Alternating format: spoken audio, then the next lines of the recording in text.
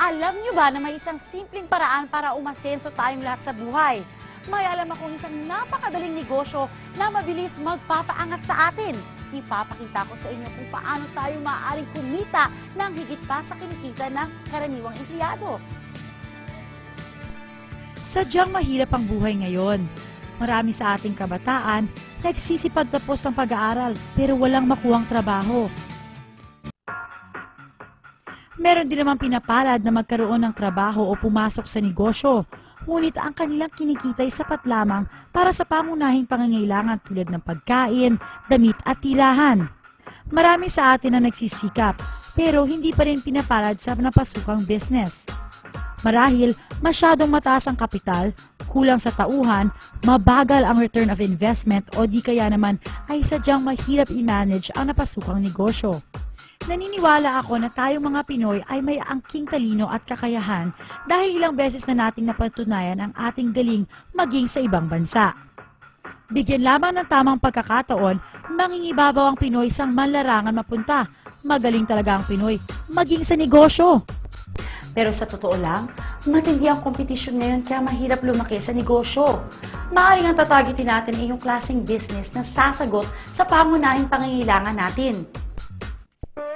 Ayon sa National Statistics Office, sa sinurvey na 2 milyong Pilipino, 42.8% ang kita natin ay napupunta sa pagkain. Mura lang naman ang puhunan sa pagkain, pero mabusisi ito at pagod ang katawan mo. 13.3% na kita ng Pinoy ay sa upa ng bahay. 6.7% ay sa mga bilihing karne na inuulam sa araw-araw. 6.5% napupunta sa gas, kuryente at tubig. Tignan natin ito. 7.4% ang ginagastos ng mga kababayan natin sa transportasyon at komunikasyon. Mas mataas pa kaysa sa karne, kuryente at tubig. Nagpapatunay na tayo mga Pilipino mahilig makipag-ugnayan. Sa pagtatayo ng negosyo, kailangan na ito'y simple, madaling intindihin. Isang negosyo na hindi na kailangan ng special skills o special education. Yung kahit sino kayang gawin ito at hindi na nangangailangan ng malaking kapital. Dapat malawak ang market at may produkto na makabago, yung sumusunod sa trend at kakaiba. At ito ay dapat madalas kailanganin para ang negosyo tuloy-tuloy. Itong negosyo yung ipapakita ko sa inyo, pasok lahat ng kriteria na sinabi ko. Una, malaki at lumalawak na merkado. Dapat maraming nangangailangan ito. Biruin nyo, mahigit sa 36.2 milyong Pinoy ay gumagamit ng mga cellphone. At ayon sa survey na ginawa ng Pulse Asia, 96% nito ay naka-prepaid. Ayon naman sa isa pang survey, sa isang taon, gumagastos tayo ng mahigit na 93 billion pesos na halaga para sa prepaid cards. At lumalago pa ito taon-taon ng 18% hanggang 25%. O diba, napakagandang pagkakitaan ng negosyo ng prepaid cards. Ito ay pangmatagalan. Isang negosyo na base sa mobile at wireless technology o ang tinatawag nating cellphone o text messaging business, itatap lang natin ang technology na meron na ang halos lahat ng tao, kaya't mabilis ang bentahan, kaya't hindi na tayo mamumuhunan ng malaki. Pangatlo, ito ay unique, pambihira. Isang m-commerce o mobile commerce ang nag-concentrate sa prepaid at microtransactions. Kumbaga, hindi pa nagagamit ng customer niyo ang produkto, binayaran na niya. Mas pinabilis niyo pa ang pagbili dahil ngayon, pwede pa ang tingi. Napansin niyo ba na dalawa sa pinakamalaking kumpanya ngayon na patuloy sa paglago ay nasa negosyo ng wireless technology? Pinatutunayan ng kanilang tagumpay na ang e-loading ay tinatangkilik ng marami. Isipin nyo, meron kayong cellphone. Tuwing gagamit kayo nito, lumalabas ang pera nyo. Hahayaan na lang ba natin na manatiling puro gastos ang pagkakaroon ng cellphone samantalang pwede naman pala itong pagkakitaan? Ito ay consumable. Maaari nating ibenta sa isang tao ng paulit-ulit.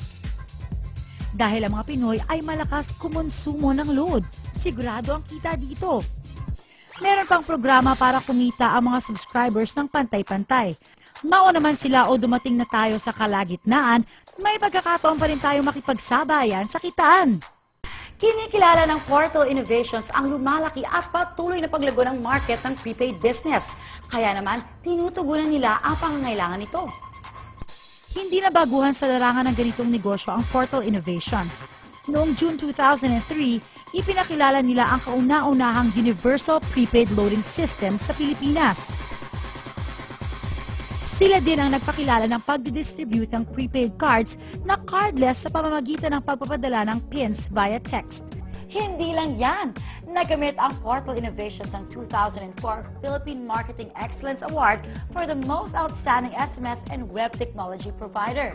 August 2004 nang ilinunsad ng Portal Innovations ang isa sa pinakabagong programa nito, ang Load Extreme. Ano ba ang Load Extreme? Ang Load Extreme ay isang paraan ng pagninegosyo na pwede kang magbenta ng iba't ibang prepaid products gamit ang inyong cellphone o computer. Bakit dapat piliin ang Load Extreme system? Hindi nyo kailangan ng malaking kapital. Sa maliit na halaga o maaaring libre pa, pwede kayong maging retailer. Walang physical inventory ng mga prepaid cards. Walang tauhang dapat sweldohan, kung kaya't napakagaan sa bulsa bilang panimulang negosyo o sideline. Dito ay hindi nyo kailangan umupa ng pwesto dahil kahit nasa bahay o nasa labas ka man, maaari pa rin magpatuloy ang negosyo. Pwede itong gawin ng part-time o full-time. Isang cellphone lang ang kailangan nyo para makapagbenta ng iba't ibang prepaid products. At kahit mawala pa ang inyong cellphone, maaari nyo pa rin ipagpatuloy ang negosyo dahil kahit gumagamit kayo ng ibang cellphone, pwedeng-pwede. Basta't i-memorize lang ang inyong ID number at PIK.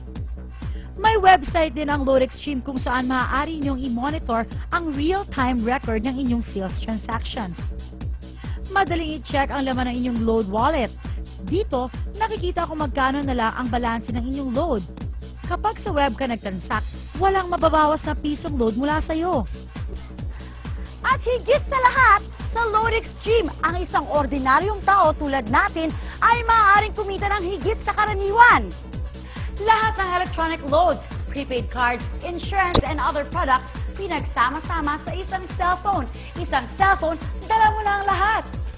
Ilan lamang ang ito sa mga produkto at serbisyong may bibigay sa inyo ng Load Extreme.